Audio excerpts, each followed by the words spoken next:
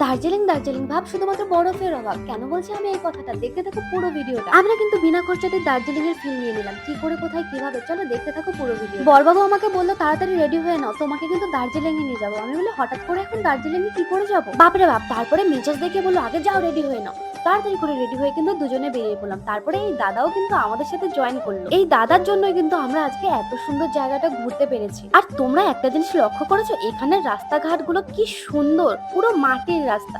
সে গ্রাম ছাড়া ওই রাঙামাটির পথ, এই গানটা মনে পড়ে যায়। সুন্দর মনোরম পরিবেশ দেখতে দেখতে কিন্তু আমরা চলে এসেছি সেই দার্জিলিং দার্জিলিং ভাবের ওই জায়গাটায়। জানি জানি এখন তোমাদের অনেকের মনে প্রশ্ন জাগবে যে এই জায়গাটা কোথায়, কিভাবে আসবে। জায়গাটা কিন্তু খুব দূরে নয়, তোমার আমার বাড়ির কাছে রানাঘাটে। রানাঘাটের আশেপাশে যে এত সুন্দর সুন্দর জায়গা আছে আমি আগে জানতামই না।